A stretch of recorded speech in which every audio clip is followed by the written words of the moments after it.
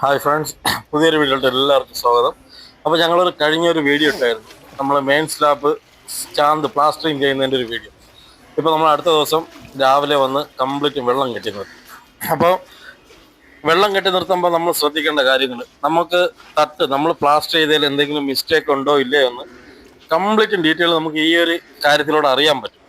അപ്പോൾ നിങ്ങളത് ചെക്ക് ചെയ്ത് നോക്കുന്നത് എന്തുകൊണ്ടും നല്ലതായിരിക്കും.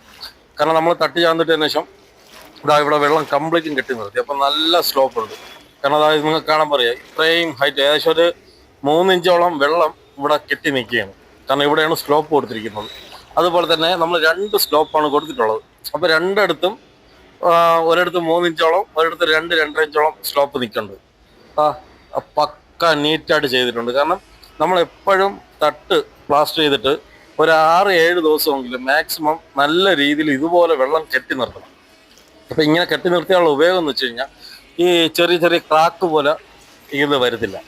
ഈ വെള്ളം കെട്ടി നിർത്തിയിട്ടില്ല എന്നുണ്ടെങ്കിൽ ഉറപ്പായിട്ടും ക്രാക്ക് വരും. ക്രാക്ക് എന്ന് വെച്ച് കഴിഞ്ഞാൽ അത് പൊട്ടൽ വീഴണമില്ല, മേളിൽ ഈ ചൂടടിച്ച് നമ്മളെ മേളത്തെ ഗ്രൗട്ട് കൊണ്ട് ചെറുതായിട്ട് വെടിക്കുന്നതാണ്. അത് സത്യം പറയാൻ വലിയ പ്രശ്നം വരുന്നതല്ല, പക്ഷെ അത് ക്ലയൻറ്റിന് അത് കാണുമ്പോൾ ഒരു വിഷമമായിരിക്കും. അപ്പോൾ നിങ്ങൾക്കത് കാണുമ്പോൾ തന്നെ അറിയാം, നമ്മൾ അത്യാവശ്യം നമ്മൾ ഏത് സൈറ്റിൽ പോയാലും തട്ട് ചാന്തിട്ടിട്ട് നമ്മൾ തന്നെ വന്ന് വെള്ളം കോരി ഒഴിച്ച് കംപ്ലീറ്റ് ഫില്ല് ചെയ്യും. കാരണം എന്തെങ്കിലും മിസ്റ്റേക്ക് ഉണ്ടോ, എവിടെയെങ്കിലും പൊട്ടലോ വല്ലതോ ഉണ്ടോ എന്ന് നമ്മൾ ചെക്ക് ചെയ്യുന്നു. അത് എല്ലാ സൈറ്റിലും നമ്മൾ അങ്ങനെ തന്നെയാണ് ചെയ്യുന്നത്. അപ്പോൾ ഇനി നമുക്ക് അടുത്ത നോക്കേണ്ടത് കംപ്ലീറ്റും നമ്മൾ ഇതിൻ്റെ താഴെ റൂം, ഹോള്, അതായത് കംപ്ലീറ്റ് നമ്മൾ ഇവിടെയൊക്കെ വെള്ളം ഇല്ല. കാരണം അത്രയും സ്ലോപ്പ് ഉണ്ട്. ഇവിടെ നിന്നൊക്കെ വെള്ളം കംപ്ലീറ്റ് അങ്ങ് പോയി. അതുകൊണ്ട് നമ്മൾ ഇവിടെ ഇത്തിരി കോരി ഒഴിച്ചിരിക്കുകയാണ്.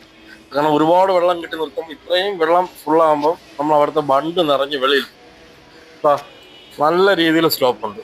ഒരു ക്രാക്കോ അങ്ങനെ ഒന്നും ഇതുവരെയായിട്ടും വന്നിട്ടില്ല.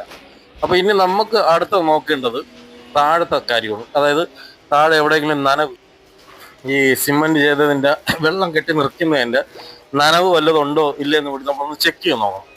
അപ്പം നമ്മൾ മേളിൽ നോക്കിയപ്പം ഒരു പ്രശ്നവുമില്ല. നമ്മളെ ഈ പടവ് ചെവര ഭിത്തിയൊക്കെ നോക്കിയപ്പം ഒരു ഈർപ്പത്തിൻ്റെയോ ഒരു അംശവും പോലും ഇല്ല. അപ്പോൾ അത് പക്ക നീറ്റായിട്ട് നമ്മൾ ചെയ്തിട്ടുണ്ട്.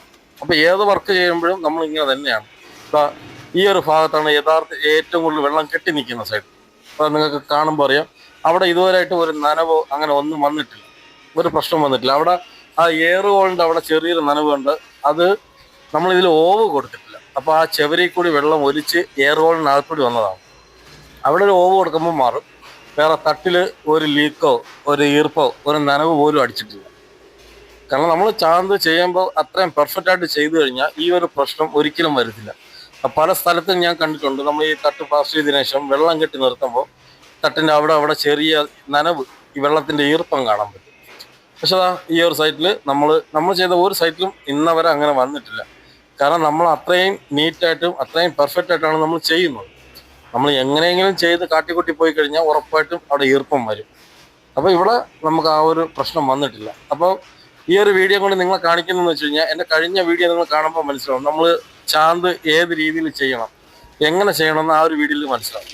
ഓക്കെ, അപ്പോൾ ഈ വീഡിയോ ഇഷ്ടപ്പെട്ടാൽ സപ്പോർട്ട് ചെയ്ത് താങ്ക്സ് ഫോർ വാച്ചിങ്.